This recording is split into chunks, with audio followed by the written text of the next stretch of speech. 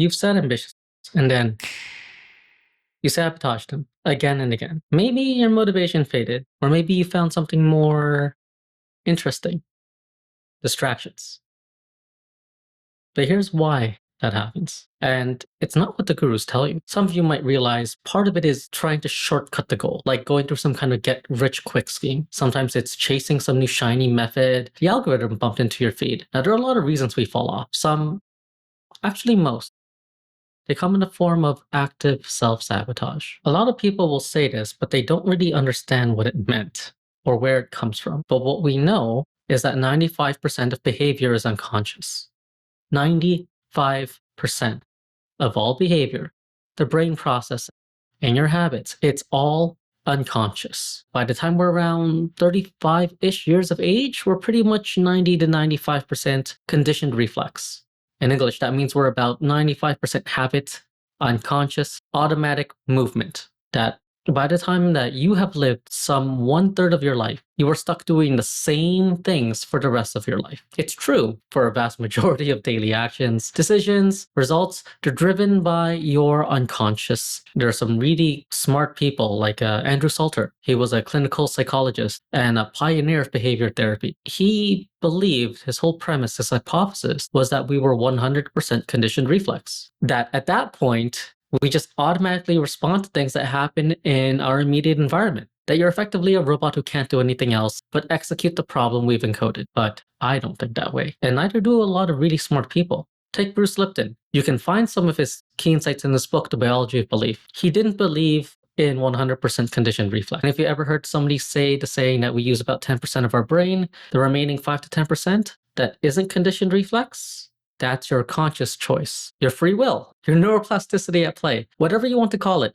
It's that part of you that you are conscious of and in control of. Look at your conscious as you, your identity. The you that knows exactly who you actually are. Not what you say you are, not what you want to be, but who you see yourself as, your identity. That's 95% of you compared to the 5% conscious you that sets goals to be something else, or at least says that they are, your desires. If you let those two duke it out, who do you think is going to win? For those of you who think quickly, you probably realize that getting these two things aligned, getting all the bits lined up, is the way to be a highly effective person, somebody who manifests what they want, person who can make things happen. Everyone else, they fight against this, and well, while you might be able to push it for a while, the moment your willpower and motivation run out, you lose. Your identity is always going to outweigh desire.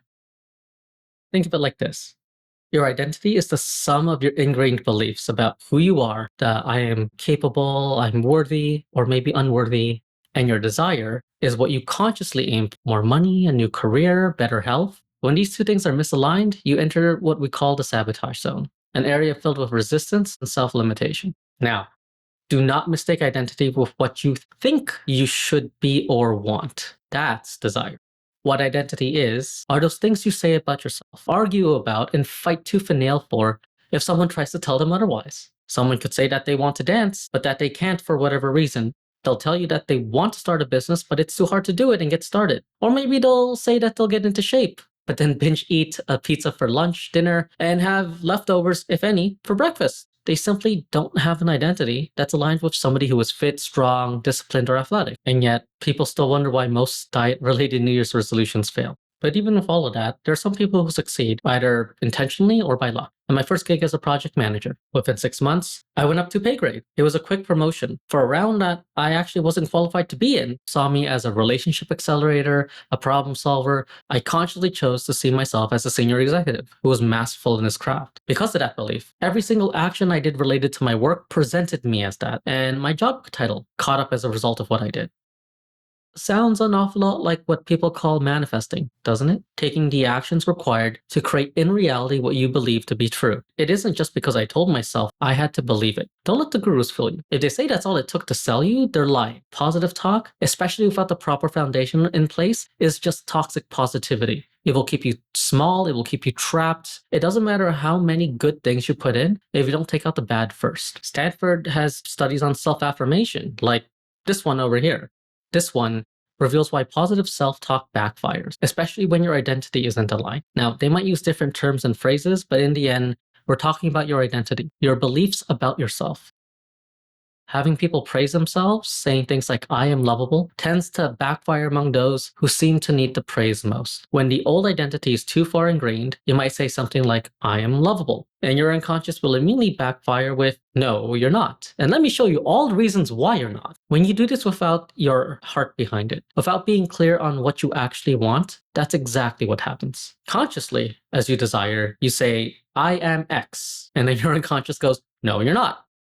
Because your unconscious holds onto the old identity. Now, can you brute force this? Sure, it hasn't taken as deep a root, but for most of us, we've been hardwiring that old identity, the habits, the actions, the behaviors for years, some for decades, some even their whole life. There have been some successes. You can look up someone like Kamal Ravikant and his book, Love Yourself Like Your Life Depends on It. Now, it's a great book, and his experiences are all valid. The crux of the book was to repeatedly say to yourself, I love myself, again and again. You're attempting to override the old identity with quantity. After all, if you repeat a lie often enough, it becomes a truth. And it works under specific conditions. What a lot of gurus and coaches do is they take this as an axiom of truth, that it will always work, blindly. It's like taking this phone and using it as a hammer. A very expensive, maybe one-time use hammer, but just because you can use it as a hammer, it doesn't make it the appropriate tool or method to use. And yet they loop you into this web of toxic positivity, thinking it's the words, those positive self-affirmations that make the difference. Words have power, but not if you misuse them like this. At the end of the day, it's your identity that makes the difference. This is an easier way to look at it. Take this from Robert Dilts. He was a very good trainer of neuro-linguistic program. This powerful model from NLP, Dilts Logical Levels, shows the identity at the top of the hierarchy. When you shift your identity, your beliefs, capabilities, and behaviors tend to follow more naturally, more easily, more unconsciously. Many self-help approaches focus on behavior without addressing the more powerful identity level. It's an attempt to treat symptoms and not the cause. And it's also doing it in a very ineffective way. Why do every single problem one by one and brute force that over a long period of time when you can just work on the identity level? Like leaves on a tree, branches coming out into the larger trunk. Look, if you want to cut down the tree, do you pick off every single leaf one by one? Every single twig, bigger branch? Or do you take a chainsaw to the trunk? After all, so long as you remain connected to the old identity, the symptoms will just keep coming back. What does this look like in practice? I've told you about my own story with a rapid promotion when I just started my career, all because of an identity shift. And it's not just special to me. The thing with NLP is we care about process, not content. And that process, when replicated, will produce similar results, despite the context. I mentioned a client of mine who got a 15% pay bump in 30 days.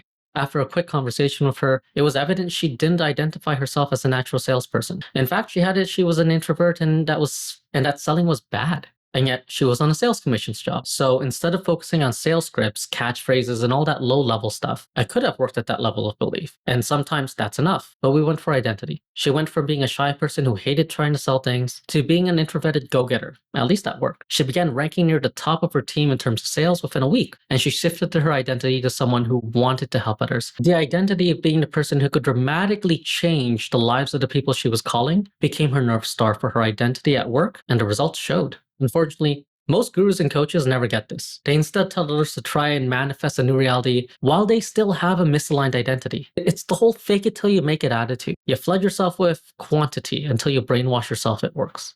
Now, can it work? For some.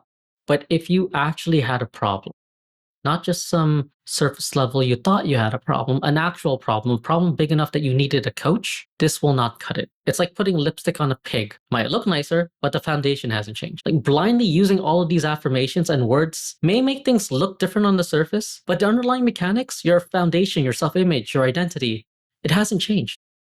And if that hasn't changed, neither will your results. You need to go deeper, to a level of mastery that most people shy away from. And quite frankly, a level that most of these gurus and coaches have never achieved for themselves. Usually they've just heard of this or used it as part of somebody else's program and blindly applied it to other people. Now, it may be very well-intentioned, but the execution is ill-advised. It's misinformation, it's human experimentation, and it prioritizes their ego over your results. It's absolutely disgusting, slimy behavior, although they'll never see it that way. And if you're a coach or even an aspiring one, and this triggers you, then know it's because you can recognize the behavior for what it actually is. And for those of you who've been on the receiving end of this and haven't gotten your results, know that you're in the right place. I'm here to call bullshit for what it is and get to what actually works. This is why common advice often fails. Just repeat affirmations, repeat affirmations, repeat affirmations until you feel it. It fights your identity and it can create more stress, especially if your identity is actually hardwired and deeply rooted in you. High vibes are all you need. This actually causes a problem because the deep identity conflicts can always persist. A third one is to just take action. It's the whole fake it till you make it attitude. And it's used for most manifestation gurus, but they won't call it that. They won't even recognize that's what it is. Brute forcing something until it sticks. Especially for those who have an actual deep problem, those who've hardwired themselves to their old identity over years, they will never get out of it with these surface-based solutions. Most of these good-intentioned yet ill-advised gurus and coaches ultimately screw you over. How do you spot gaps in your identity? Sometimes these might not be so very obvious, especially if you aren't properly trained. To spot an identity gap, you can use these types of lenses. Language lens. Notice your I am and I want statements. I want to be healthy, but I am always struggling with money. The I am reveals your current identity. Physiology lens. When you vividly imagine achieving your goal, what happens in your body? Tension, shallow breath, thinking, feeling. Your body often reveals unconscious resistance. There's also a timeline lens. When you picture your future success, are you experiencing it in the first person or watching yourself? All in all, we're looking for incongruities, inconsistencies in what you say and what you do. We call them parts in NLP, and they can be small, sneaky, and sometimes subtle. As if you ask someone if they wanted to go grab a coffee and they say no, and after a second they say yes. And sometimes they can be very obvious, like saying you'd eat healthier and then grabbing a chocolate bar as an afternoon snack. We spoke about Dilts Logical Levels earlier, so we know that working at the identity level gives you far more leverage than working on the individual symptoms. The core of that is that the identity, the I am, holds so much more weight than the other things. This has been oversimplified a lot as be, do, have. A lot of people have the start of this wrong. They start to have and expect it to work the other way around. If I had money, then I can buy the things I want in order to be happy. They have to have the thing to do something they like in order to be happy. It's an odd thing, especially given that happiness is not an external logistical problem. There's no precursor to experience happiness like any other emotion. You can actually create any emotion that you want to experience right now. Happiness? Think of a time you were really, really happy. Maybe it was a time your crush told you they loved you back. Maybe it was a birthday. Just think of those times and notice you can feel happiness. In fact, we can even wire that emotion to something and have that trigger happiness for you. You can incite it all in your head, just like you did a moment ago. Think of a time you were really, really happy. Now, you can choose to be happy at any time. As for external triggers, they help. Nothing wrong with them. But never confuse external triggers, external stimuli, the things out there that you do not control, as the source of happiness. The source of happiness, as with all emotion, is you. Emotions are not a result of logistical processes. They are an internal you process. And while some may believe otherwise, it's the place we want to start from, a place that is fully in our control. So instead of have, we start at be. But why is the I am so powerful? If you dig up some neuroscience journals and research studies, they'll show areas like the medial prefrontal cortex, that's this part here between the middle and front of your brain, the one involved with higher order thinking and emotional processing, lights up. It does this specifically when you think I am, not I want. It does it on your identity, not your desire. If you put someone in an MRI machine and ask them questions about who they believe they are, this area lights up like the 4th of July. And because it lights up, your brain is protecting that belief. It's protecting your identity. It's wired to protect your current identity. And therefore, everything that relates to your identity is influenced by this. It creates consistent behavior. So all of your actions, unless you consciously force it otherwise, will be consistent with your identity. And again, you can try to override this with quantity, but all you'll face is resistance until it breaks. And for some, this resistance is so high and creates so much self-sabotage that they fail to ultimately break through. So we should instead reframe your self-concept, reframe your identity, so it's closer to what you actually want. Back to spotting the identity gap. There's a lot that you should understand before you just apply this. Remember, a little bit of knowledge is dangerous. You need to truly understand the core mechanic of what's going on so that you don't blindly brute force a result. That said, here's a simple way to check yourself. This is a subjective test, but even then it's very telling. So long as you are true to yourself, never cheat yourself, and answer it honestly. Write down 2 statements, I am and I want, and read them aloud to yourself one at a time. And pay attention to what's going on inside. Rate each statement on a scale of 0 to 10, 0 being that it's not true at all, the bad kind of feeling you get when you've discovered a lie, and 10 being the most absolutely certain that it's true, the same kind of good feeling you get knowing that the sun will rise tomorrow, and calculate the difference between them. So, for example, we can use being an entrepreneur, an athlete, a great coach, whatever it is. So if I were to look at this and I say, I am a pro athlete, I'm going to rank that at 2. And I want to be a pro athlete, I'm going to rank that at 3. I'm actually pretty congruent with this. And lo and behold, I don't care to do well in any professional sport. It's not my thing. But if it was something I cared about, say being a successful entrepreneur, if the difference was 3 or higher, there is empirically a high risk of self-sabotage. And this is something you can close by working on your identity. Now, if you made it this far, congratulations. You've added into your tool belt a way to become aware of the problem most people have, but struggle to understand. The whole process for change always starts with awareness. A simple way to think about this is expose, explain, equip. And if you apply what you've learned so far, you can expose any identity problems you may have. And if you don't have any, then congrats, you're a living Buddha. If you truly think you don't have any, try again. You may not have discovered it yet. After all, you can't bring to address a problem if you don't have the language. And once it's exposed, you need to understand and explain it. What's the actual core mechanic of it? After that, you simply need to equip the right tools. And if you don't have them, acquire them. Leverage somebody who already has them, or acquire them on your own.